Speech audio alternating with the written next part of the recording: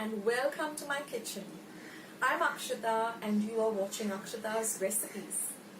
The theme of my channel is to keep it simple, quick, yet delicious. So like all my other recipes, today's recipe too is going to be very simple to make, few ingredients, and the end result is going to be really delicious where you're going to want to make it again and again. So let's get started with today's recipe. So let's start with the recipe. Now here I've taken about 3 carrots, I've washed them well, peeled them, taken off the yellow middle center, and I'm just going to cut them up into thin flat slices like this. Now you can use either the red carrots that are available or the orange carrots, whatever you can get your hands on. Now this is one small raw papaya. We're going to wash it and then we're going to cut it open. You'll find these small papaya seeds. Take them off. Then with a peeler, just peel the papaya and again cut them similar to the carrot pieces. Now put all of this onto a large plate. Now when you can ask your vegetable person that you want raw papaya to make pickle with, they will know what to give you. Now I'm also going to use some cloves of garlic. All the measurements of the ingredients are given in the description box as well as the comment section below, so you can go and check it out. Now I'm just gently piercing the garlic with a little bit with a fork, and I'm going to use some green chilies also. I've just slipped them. Now you can use the large green chilies too. Now I'm just going to apply some salt and mix them up. We have to add a little more ingredients, but right now I'm just mixing a little salt and keeping it aside. About 3 to 4 tablespoons of salt.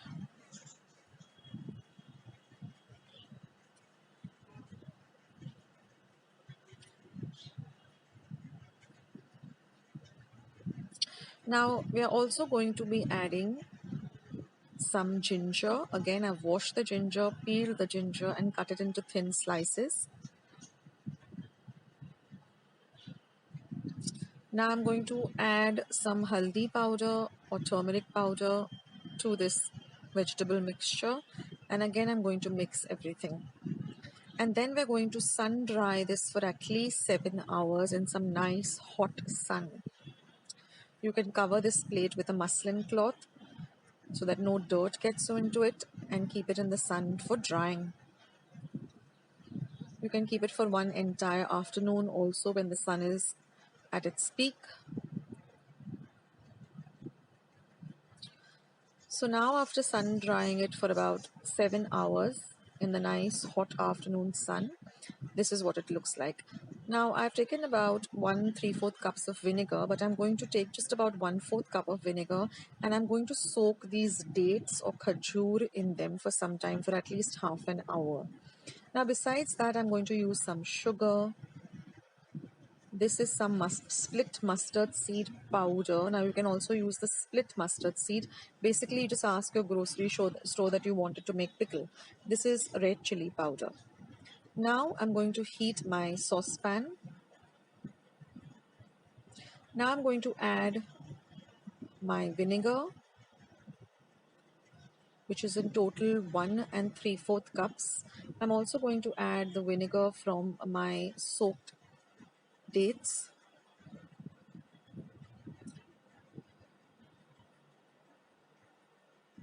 Then I'm going to add the sugar, and we're going to stir the sugar and the vinegar till the sugar completely dissolves.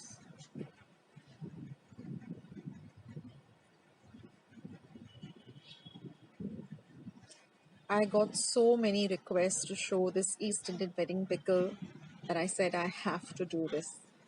I think no East Indian wedding is complete till you have the East Indian pickle.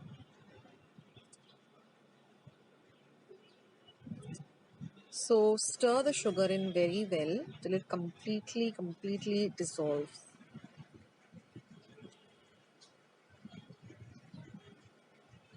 It doesn't take even more than a minute for the sugar to dissolve.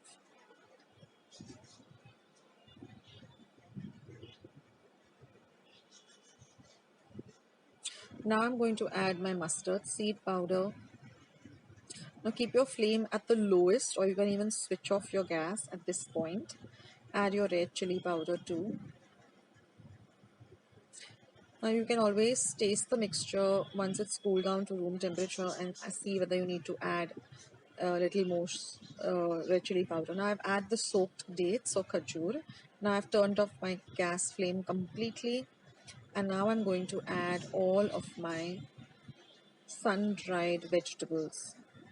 The ginger, the garlic, the raw papaya, the carrots. And then with a spoon, we're going to mix everything well together.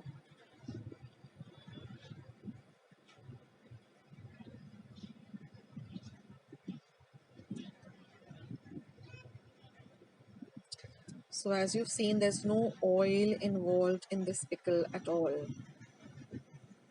And don't get scared about the vinegar. It really adds a lovely flavor to this pickle. You can also use apple cider vinegar. And now let this mixture just cool completely. And then we're going to transfer it into a dry and clean glass jar or glass bottle. Don't use any plastic bottle, but use a nice glass bottle. Or even if you have a ceramic jar, you can use that. And then very gently put all of this pickle into the jar. Now we're going to keep this aside for at least 2 to 3 days or even 4 days. And every day, twice a day, just take a very dry and clean spoon and just stir all of the components of the jar. Don't forget to do that step, it's very important. Just stir everything in between twice a day. Keep it aside for 3 to 4 days. Now after 3 to 4 days, you will notice that the color of the papaya and the carrots have changed and they have a much softer texture as if they have been cooked. So, and if you taste some of the liquid, you will see that there is no bitter taste at all from the mustard seeds. That shows you that your pickle is completely ready to have. So just have some patience for 3 to 4 days, and you'll get the end result.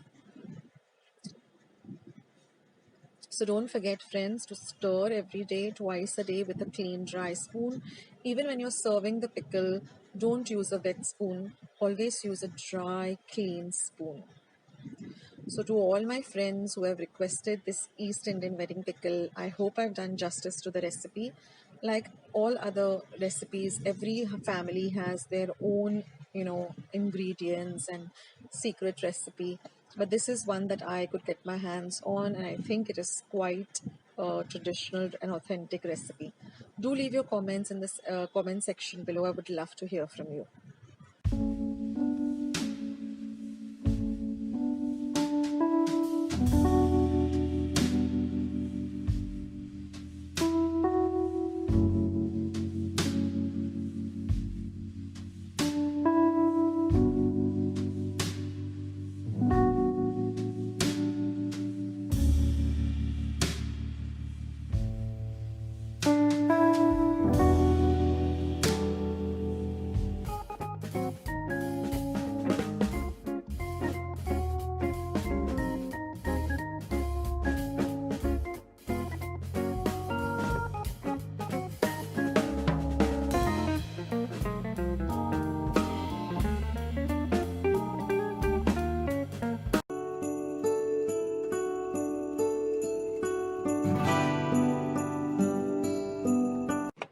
So friends, let's go through the ingredients for this lovely East Indian thali cake.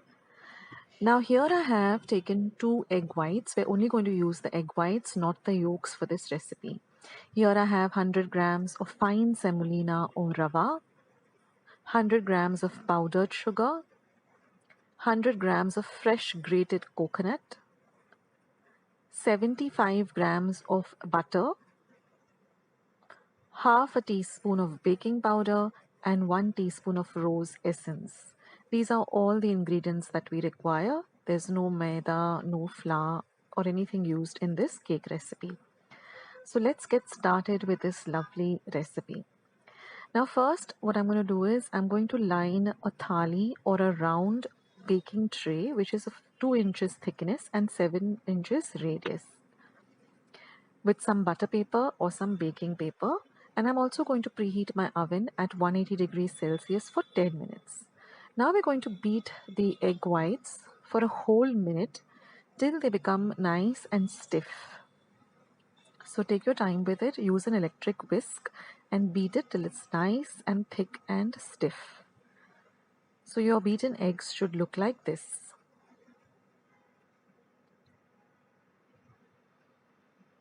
Now in a mixing bowl, we're going to add our powdered sugar, and I'm also going to add my butter. And first we're going to use a spatula and mix it very well together, because if we use the electric whisk, the powdered sugar will fly everywhere. So try and just mix it with the whisk. And once all the powdered sugar is mixed, now you can use your electric whisk and just give it a nice mix.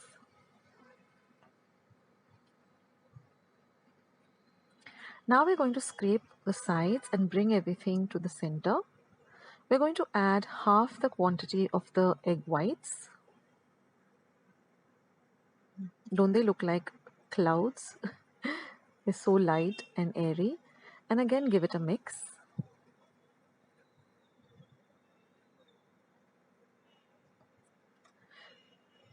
And now we're going to add the remaining egg whites. And again, we're going to mix everything well. Now you also get these traditional East Indian thalis in most markets like Bandra Bazaar or Vasai. You will get these traditional East Indian thalis in which you can bake these cakes. But otherwise you can use a baking tray like I showed you. Now mix everything really well together. Again, scrape the sides and bring everything to the center. Now we're going to add the rose essence as well as the baking powder.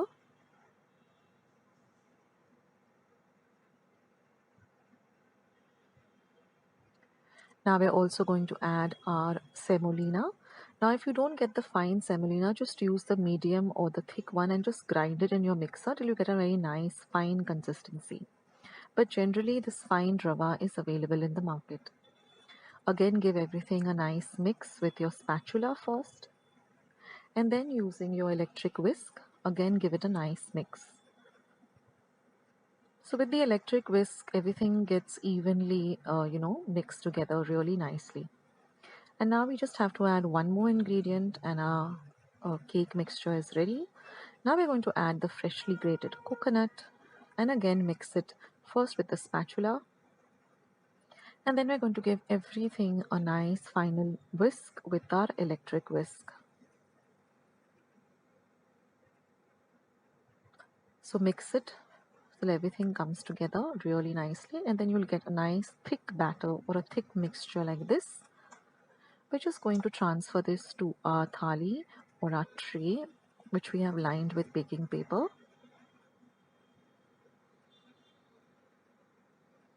And then using your spatula, just flatten it up and spread it out evenly till it spreads out throughout the thali.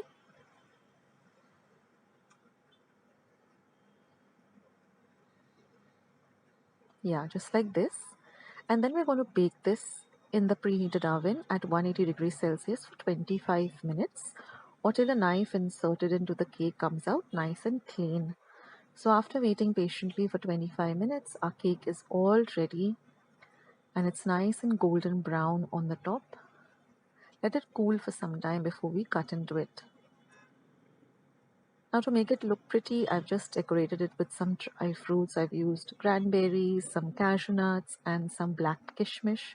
You can use any kind of Christmas decor or any kind of decoration that you like to make it look nice and pretty. And now we're just going to cut into it, and you can see that it's so nicely baked.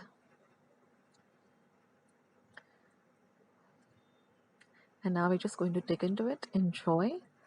So I hope you try out this recipe.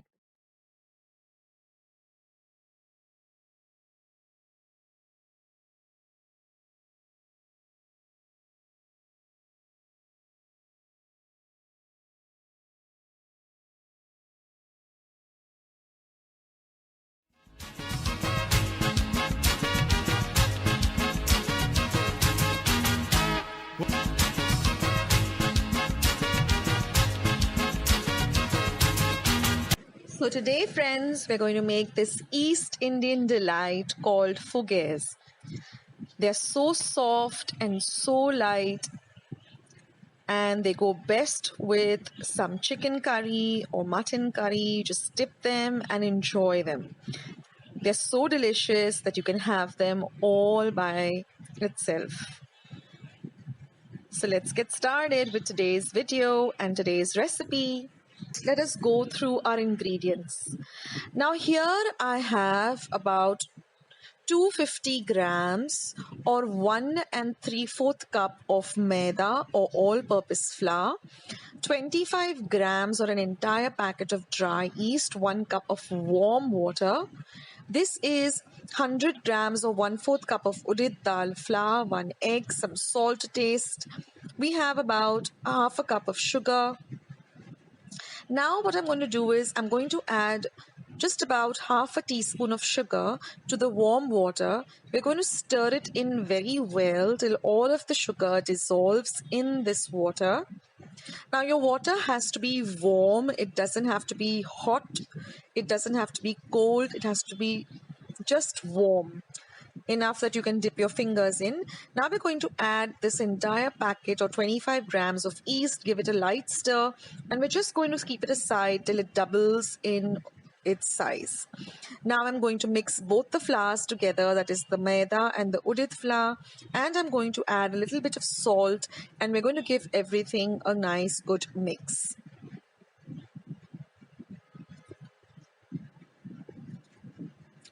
Now I've also taken about half a cup of warm milk, and I'm going to add the sugar, which is half a cup of sugar to it, and I'm going to stir it in well. Now you can adjust the amount of sugar according to how sweet you like your fugias. If you don't want them to be sweet at all, then just skip the sugar part, adding the sugar to the milk. Now you can see that the yeast has nicely doubled in volume. Now I'm going to beat up the egg and add it to the flour mixture. Next, we're going to add a little at a time of this yeast, and we're going to mix everything well.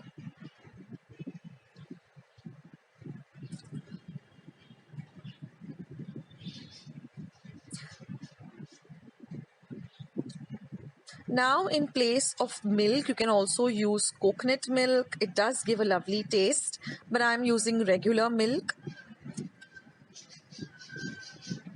Now we're going to add the milk to a little at a time and keep folding it in or stirring it in, and we need to get a thick but smooth batter. So you might have to adjust the quantity of milk according to you might have to add a little bit more or a little bit less, but you have to get a nice thick yet a smooth kind of mixture. Now we have to mix this mixture very well till it becomes nice and smooth. This is very important for the fugias to become nice and light and airy. So stir it for a while, for about 2 to 3 minutes at least.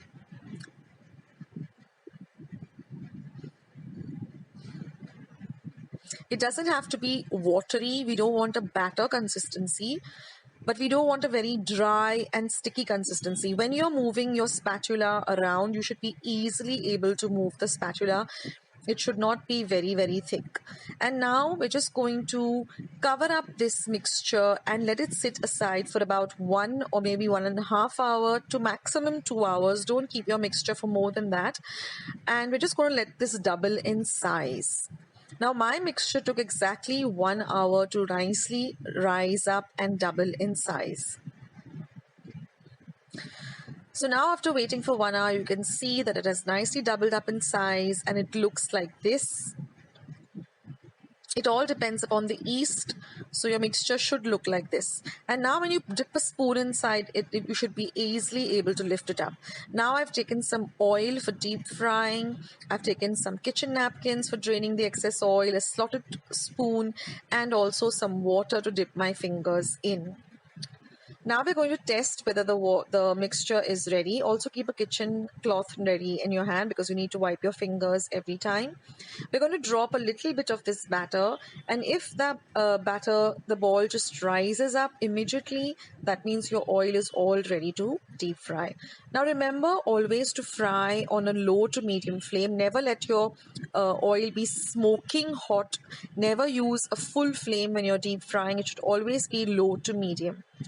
Otherwise, what will happen? Only the outside of the fugias will get cooked and your inside of the fugias will be raw.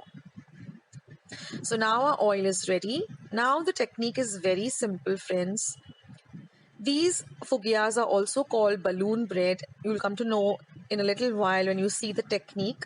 Now I'm going to dip. Now I'm a right-handed person, so I'm going to dip my right hand in some water, and with the left hand I'm just going to lift the dough, and between my thumb and forefinger I'm going to squeeze that out and I'm going to dip it, put it directly into the oil. Now every time remember to dip your fingers, squeeze out a small little ball, drop it into the oil and wipe your fingers. Now these fugias get fried immediately, so you have to stir them around. You can take the help of your family members or friends to just stir the fugias around. Now we want to fry them till they're nice and light golden brown. We don't want a very dark color. Now as you keep doing it, you will get the hang of it. Believe it or not, this is my first ever time of making fugias, and I had got so many requests during Christmas time to make fugias that I decided I am going to give it a try. I was scared, so I said a small prayer before starting off, and by God's grace, my fugias turned out delicious. My family just loved it. I had made some lovely chicken curry and we enjoyed the fugias with them. Now I'm sure I'm going to get some questions as to how I made the udid dal. So just wait till the end of the video. I will leave a link as to how I made my udid dal flour. Now I'm just going to show you how you need to fry them. You just need to move them around in the oil. Don't overcrowd your pan. Use a large pan if possible. And some of them might get ready earlier. Some of them might take some time. So as you find that they're nicely, evenly turned to a light golden brown, just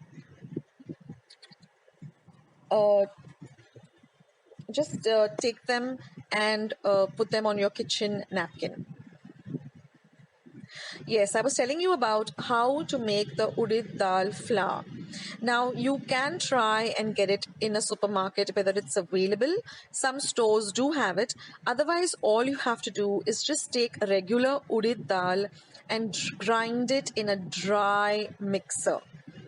Now you can also wash it, dry it in the sun and then dry it. But here I'm just using regular udit flour. I've used the organic type which is available and I just ground it in my mixer pot. Now the udit dal also helps to make these fugias really nice and light and fluffy along with the yeast. And that's my last batch. Now with these quantities of measurements that I used, I got exactly 50 fugias. I wanted to start off with a very small quantity. I didn't want to make a lot of it because we're just 4 of us, so I didn't want to waste anything. So I just made it out of this much quantity, that is 1/4 kilo of maida, and I got 50 small lovely fugias. So depending on how many you want to make, you can just double the quantity. If you want to make 100, or whatever, just do the math. So I hope you enjoyed this recipe. I enjoyed making it, and I'm sure this is not going to be the last time I make fugias. I'm going to be making it a lot of times because I found it really easy. Many people are very scared about making it. Guys, don't be scared. Give it a try. Like I said, start with a small quantity, follow the instructions to the T, and you're going to be delighted with the end result. And here you can see I've got all my fugias. There aren't 50 right now because many of them went in my and my family's tummy. But you look at them, they're so light and so airy. I mean, I can just eat them all by themselves. They're so delicious. Now adjust the sugar, as per your liking. Some people like very sweet fugias. Some people like, you know, just regular tasting fugias. So friends, I hope you enjoyed watching today's recipe. I hope you're going to give today's recipe a try. Share my recipes with family and friends. Go and visit my channel. I have more than 500 recipes as of today. So go try them out, share them with family and friends, and let me know also in the comment section below how you like the recipe. Also, don't forget to give this recipe a big thumbs up by clicking the thumbs up icon that you see below this video.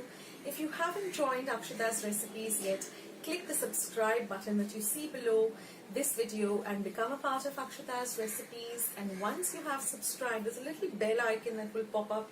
Just click it. That way, whenever I put up a new video, a recipe, vlog, or I'm just online waiting to chat with you, you'll get a message for the same. So friends, thank you so much for watching today's video, and I will catch you in my next video sooner than you think. This is Akshata saying bye. Take care, stay healthy, stay fit, be loving and kind to one another. So till I see you in my next video, bye.